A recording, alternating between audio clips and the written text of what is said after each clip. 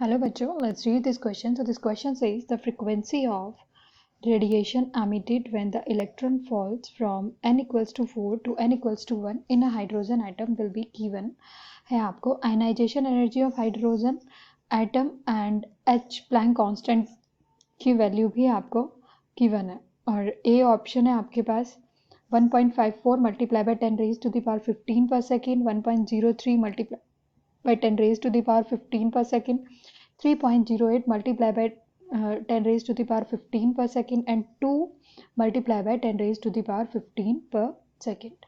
आपके पास ये option given है. यहाँ पे की कॉन्सेप्ट समझते हैं हम. की कॉन्सेप्ट है Bohr theory of emission of electron energy. की कॉन्सेप्ट क्या है? बोहर कॉन्सेप्ट of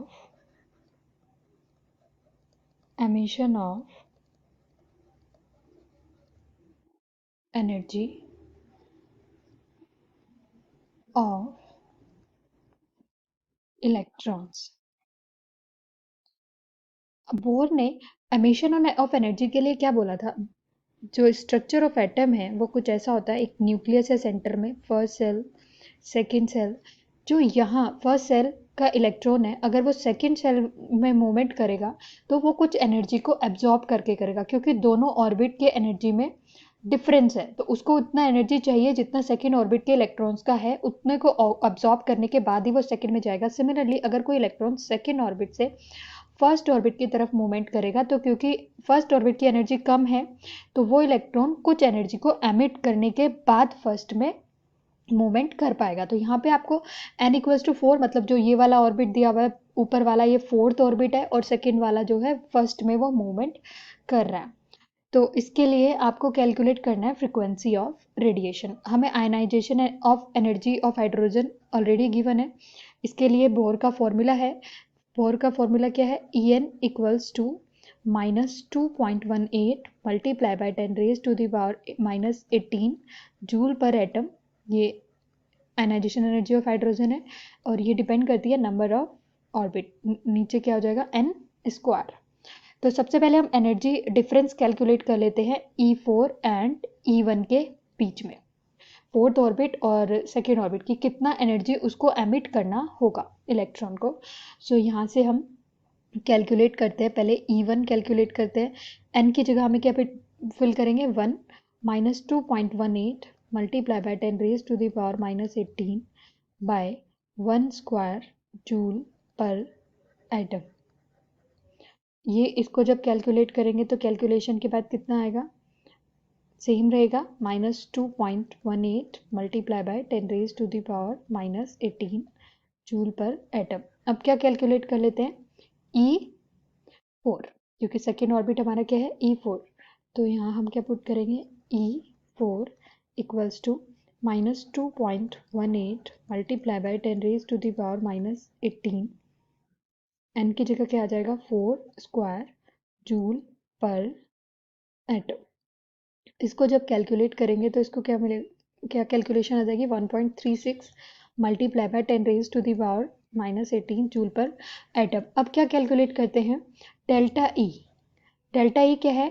जितना एनर्जी उस इलेक्ट्रॉन को एमिट करना होगा.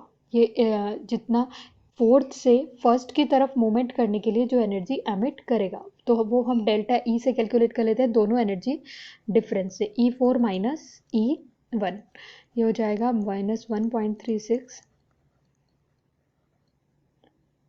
माइनस, यहाँ पे आपका कितना है? -2.18 multiply by 10 raise to the power 18 joule per atom.